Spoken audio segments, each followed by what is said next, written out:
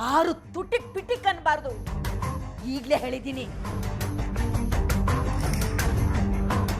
ನಾನ್ ಮಾತಾಡ್ದಾಗ್ಲೆಲ್ಲ ಇವಳ ಅಟ್ಟಕ್ಕೆ ಇರ್ತಿದ್ದೀರಾ.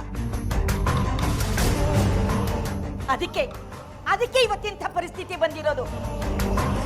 ಮಕ್ಕಳನ್ನ ಪ್ರೀತಿಯಿಂದ ಕಾಣಬೇಕು ಸರಿ, ಸ್ನೇಹಿತರ ತರನು ಕಾಣಬೇಕು ಅದು ಸರಿ. ಹಾಗಂತ ನಿಜವಾಗೂ ಸ್ನೇಹಿತರಾಗೇ ಇರಬಾರ್ದು.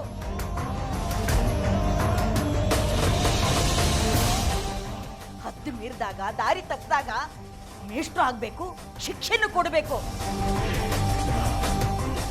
ದಂಡಿಸಿ ಬೆಳೆಸಿದ ಮಕ್ಕಳು ಕೈ ಸಿಗ್ತಾರೆ, ದಾರಿಗೂ ಬರ್ತಾರೆ, ತಗ್ಗಿ ಬಗ್ಗಿನೂ ನಡೀತಾರೆ.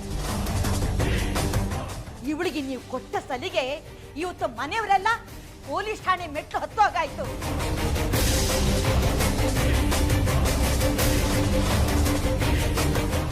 ವಯಸ್ಸಿಗೆ ಬಂದು ಹುಡುಗಿ ಮಾಡೋ ಕೆಲಸನೇ ಇದು. ನಾಚಿಕೆ ಆಗಲ್ಲ ನಿನ್ಗೆ? ಇದು ಬಡವ್ರ ಮನೆ ಇರಬಹುದು, ಆದ್ರೆ ಗೌರವ ಕಳ್ಕೊಂಡಿಲ್ಲ ನಾವು.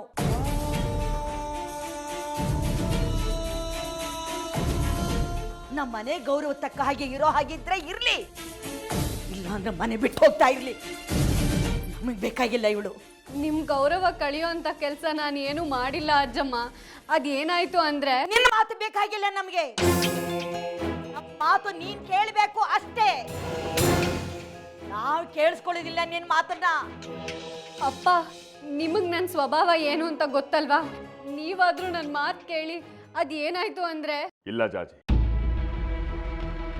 ಅಮ್ಮ ಹೇಳೋ ಅಷ್ಟು ಮಾತು ಸರಿಯಾಗೇ ಇದೆ.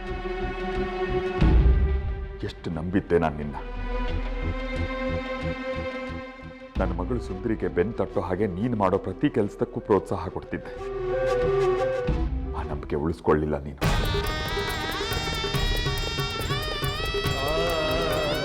ಕಳ್ಕೊಂಡ್ಬಿಟ್ಟೆ ಜಾಜಿ ಆ ನಂಬಿಕೆನ. ಅಪ್ಪ, ನೀವು ನನ್ನ ಮಾತು ನಂಬಲ್ವಾ? ಅಮ್ಮ, ನೀವಾದ್ರೂ ಅಪ್ಪಂಗೆ ಹೇಳಿ, ನಾನು ಏನು ತಪ್ಪು ಮಾಡಿಲ್ಲ, ನಾನು ಎಂತೋಳು ಅಂತ ನಿಮಗೆ ಗೊತ್ತಲ್ವಾ? ಅದೇನಾಯ್ತು ಅಂದ್ರೆ ಇಲ್ಲ ಜಾಜಿ, ನೀ ಹೇಳೋ ಮಾತುಗಳು ನನಗೂ ಬೇಡ. ನಿನ್ನನ್ನ ಹೆತ್ತ ಮಗಳು ಅಂತ ಅನ್ಕೊಂಡಿದ್ದೆ, ಆದರೆ ನೀನು ನನ್ನ ಹೆತ್ತ ತಾಯಿ ಅಂತ ಭಾವಿಸೇ ಇಲ್ಲ. ಹಾಗೆ ಅನ್ಕೊಂಡಿದ್ದಿದ್ರೆ ನೀನು ಹೀಗೆ ಮಾಡ್ತಾ ಇರಲಿಲ್ಲ. ನಮ್ಮನ್ನು ಬಿಟ್ಟು ಎಲ್ಲೂ ಹೋಗಬಾರ್ದು ಅಂತ ಹೇಳಿದ್ದೆ ಅಲ್ವಾ? ಮಾವನವ್ರನ್ನ ಎದುರು ಹಾಕ್ಕೊಂಡು ಅವ್ರ ಮಾತುಗಳನ್ನೆಲ್ಲ ವಿರೋಧಿಸಿ ಜಾಜಿ ಮನೆ ಬಿಟ್ಟು ಹೋಗೋದಕ್ಕೆ ನನಗೆ ಒಪ್ಪಿಗೆ ಇಲ್ಲ ಅಂತ ಹೇಳಿ ನಿನ್ನನ್ನು ಇಲ್ಲೇ ಉಳಿಸ್ಕೊಂಡಲ್ಲ. ಆದರೆ ನೀನು ನಮ್ಮ ಮಾತುಗಳನ್ನೆಲ್ಲ ಮೀರಿ ಬಂಗಾರಿ ಜೊತೆ ಹೊರಟು ಬಿಟ್ಟಿದ್ಯಲ್ಲ. ನಿನಗೆ ಅವನೇ ನಮಗಿಂತ ಹೆಚ್ಚಾದ್ನಾ? ಈಗ ವಾಪಸ್ ಬಂದಿದ್ದೀನಲ್ಲ. ನೀನು ಬರಲಿಲ್ಲ, ಪೊಲೀಸರ ಕೈಗೆ ಸಿಕ್ಕಾಕ್ಕೊಂಡಿದ್ದೆ. ನಾವು ಬಿಡಿಸ್ಕೊಂಡು ಬಂದ್ವಿ. ಇಲ್ಲದೆ ಇದ್ರೆ ಈ ವೇಳೆಗೆ ಎಲ್ಲೋ ಇರ್ತಾ ಇದ್ದೆ. ನಾವೆಲ್ಲ ಆತಂಕದಲ್ಲಿ ಊರೆಲ್ಲ ಅಲ್ದಾಡ್ಕೊಂಡು ಸಿಕ್ಕವರನ್ನು ವಿಚಾರಿಸಿ ಅದೆಷ್ಟು ಹೆದರ್ಕೊಂಡು ಒದ್ದಾಡ್ತಾ ಇದ್ವು. ಮನೆಯವರ ಮನೋರ ಅಂತ ಅಲ್ಲ? ಹೌದು, ನೀವು ಸನ್ಯಾಸಿಗಳ ಥರ ವೇದಾಂತ ಹೇಳ್ಕೊಂಡು ತಿರ್ಗಾಡ್ತಿರ್ತೀರ. ಯಾವ ಬಂಧನಗಳು ಇಲ್ಲ ನಿಮಗೆ. ಇವತ್ತು ಈ ಊರು, ನಾಳೆ ಬೇರೆ ಊರು. ಆದರೆ ನನ್ನನ್ನು ಪ್ರೀತಿ ಮಾಡೋ ಜನ ಇದ್ದಾರೆ. ಅವ್ರ ಮನಸ್ಸನ್ನು ನೋಯಿಸ್ಬಾರ್ದಲ್ವಾ ನಾನು? ಹಾಗಿದ್ಮೇಲೆ ಬಂಗಾರಿನ ಕರ್ಕೊಂಡು ಎಲ್ಲಿ ಹೊರಟಿದ್ದೆ? ನಮ್ಮೂರಿಗೆ ಬಂಗಾರಿನಲ್ಲಿ ಕರ್ಕೊಂಡು ಹೋಗಿದ್ದಿದ್ರೆ ಯಾರಿಗೂ ಏನೂ ಮಾಡೋಕ್ಕಾಗ್ತಿರ್ಲಿಲ್ಲ. ಆಗ ಇಲ್ಲಿರೋರಿಗೆ ದುಃಖ ಆಗ್ತಿರ್ಲಿಲ್ವಾ? ನೋವಾಗ್ತಿರ್ಲಿಲ್ವಾ?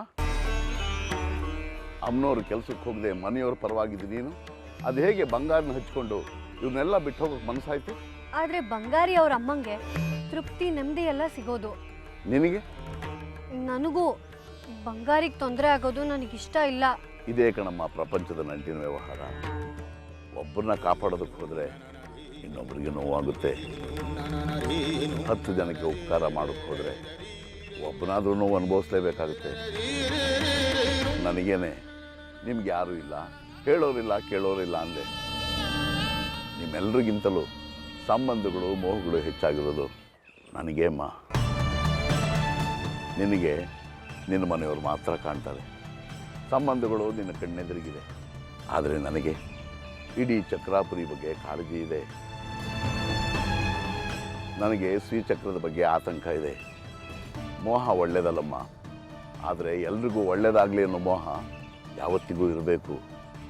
ಹಾಗಾದ್ರೆ ನಾನು ಏನು ಮಾಡೋದು ಸರಿ ಅನ್ನೋದು ನಿಮ್ಮ ಅಭಿಪ್ರಾಯ? ಇದನ್ನು ಹೇಳಬೇಕಾದವರು ನೀನು ಶಂಕರಜ್ಜ, ಪಾಲಿಸ್ಬೇಕಾದವಳು ನೀನು. ಈಗಲೇ ಮನೆಗೆ ಹೋಗು, ಮತ್ತೊಮ್ಮೆ ಎಲ್ಲರನ್ನೂ ಕೂರಿಸಿ ನಿರ್ಭಯವಾಗಿ ಹೇಳು, ಶಂಕರಜ್ಜ ಹೇಳ್ದಾಗೆ ನಾನು ಮಾಡೋದು ಅಂತ. ಅಲ್ಲ, ಆದರೆ ಇಷ್ಟ್ರ ಮೇಲೆ ನೀನು ಇಷ್ಟ ಕಣಮ್ಮ.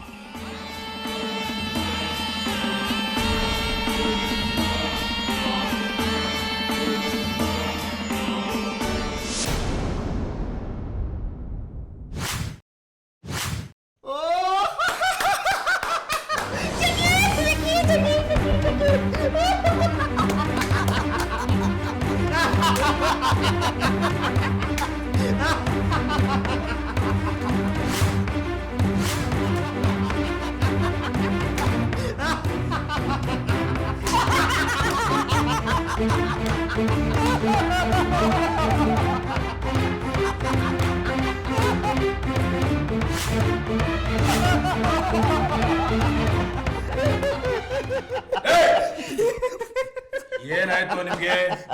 ಇಷ್ಟೊತ್ತವರೆಗೂ ಪಾಷಾಣ ಗಿಳಿಗಳ ತರ ಇದ್ರಿ, ಈಗಂತದ್ ಏನ್ ಕಾಣಬಾರ್ದು ಕಾಣ್ರಿ ಅಂತ ನಗ್ತಿದ್ದೀರಿ, ಹುಚ್ಚು ತರ ನಗ್ತಾ ಇದ್ದೀರಿ.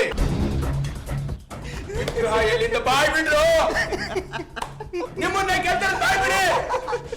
ಏನು ಅಂತ ಹೇಳೋದು ಸಾಹೇಬ್ರೆ? ಅಮ್ಮನವರು ನಮ್ಮ ಮೇಲೆ ಈ ಮಟ್ಟ ಕೃಪೆ ತೋರಿಸದ. ಇನ್ಸ್ಪೆಕ್ಟ್ರೆ, ನೀವು ನಮ್ಮನ್ನು ಏನಾರು ಮಾಡಿ ನಮ್ಮನ್ನು ಏರೋಪ್ಲೇನ್ ಹತ್ತಿಸಿ ಉಲ್ಟಾ ನೇತಾಕಿ ಹೆಲಿಕಾಪ್ಟರ್ಲ್ಲೇ ತಗೊಂಡೋಗಿ ಕೂರಿಸಿ ಮಾಡಿ ಒಂದು ವಿನಂತಿ ತಮ್ಮಲ್ಲಿ, ಈ ಠಾಣೆಯಿಂದ ಮಾತ್ರ ಆಚೆ ಕಳಿಸ್ಬೇಡಿ ದಯವಿಟ್ಟು. ಹೌದು ಸಾಹೇಬ್ರೆ, ನಿಮ್ಮ ದಮ್ಮಯ್ಯ ಅಂತೀರಿ. ಇಲ್ಲಿ ನೋಡಿ, ನಮ್ಮನ್ನ ಹೊಡಿರಿ ಬಡಿರಿ ಬೇಕಾದ್ರೆ ಒದಿರಿ, ನಾವೇನು ಬೇಸರ ಮಾಡ್ಕೊಳ್ಳಲ್ಲ. ಆದರೆ ಈ ಪೊಲೀಸ್ ಠಾಣೆಯಿಂದ ಮಾತ್ರ ನಮ್ಮನ್ನು ದಯವಿಟ್ಟು ಹೊರಗಡೆ ಕಳಿಸ್ಬೇಡಿ. ಅಲ್ಲಿ ಅಯ್ಯೋ, ಈ ಕಮಂಗಿ ನನ್ನ ಮಕ್ಕಳು ಹೀಗೆ ಕಾಡ್ತಿದ್ದಾರೆ. ಆಗ್ಲೇ ಹೊಡೆದಾಗ ಬೇಡ ಬೇಡ ಅಂತ ಬೇಡ್ಕೊಂಡ್ರು.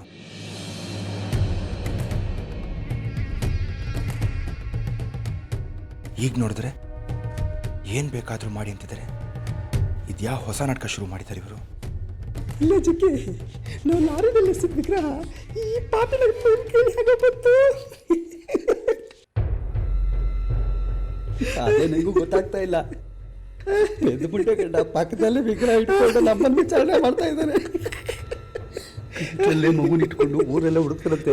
ಹಾಗೆ ಬಹುಶಃ ಅವನ ಪೆಟ್ಟಿಗೆ ತೆಗೆದು ನೋಡಿಲ್ಲ ಅನ್ಸುತ್ತೆ ಕಣೋ.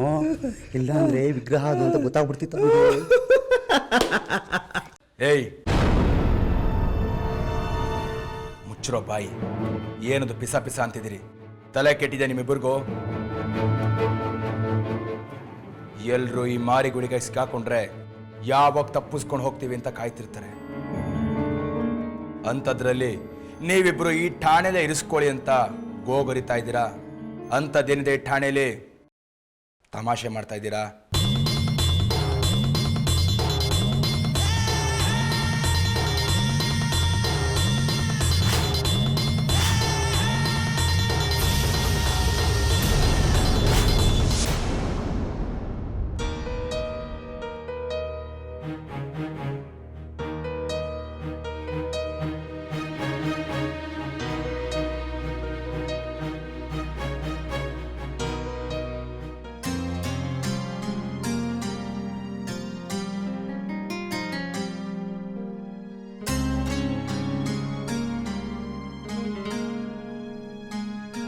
ನಾನು ಒಪ್ಕೊಂಡಿದ್ದೀನಿ. ನೀವು ಹೇಳ್ದ ಹಾಗೆ ಧರ್ಮಕ್ಷೇತ್ರಗಳಿಗೆ ಹೋಗೋದಕ್ಕೆ. ಹೇಳಿ, ಯಾವ್ಯಾವ ಕ್ಷೇತ್ರಕ್ಕೆ ಹೋಗಬೇಕು? ಮೊದಲು ದಕ್ಷಿಣ ದಿಕ್ಕಿಗೆ ಹೋಗು. ಅರಿಹಂತಪುರ ಅನ್ನೋ ಊರು ಸಿಗತ್ತೆ. ಅಲ್ಲಿ ದಕ್ಷಿಣನಾಥ ಎಂಬ ಹೆಸರಿನಲ್ಲಿ ಶಿವದೇಗುಲವಿದೆ. ಆ ಕ್ಷೇತ್ರದಲ್ಲಿ ಶಿವಲಿಂಗದ ನೆತ್ತಿಯ ಮೇಲೆ ಶ್ರೀಚಕ್ರ ಯಂತ್ರ ಕೆತ್ತಲಾಗಿದೆ.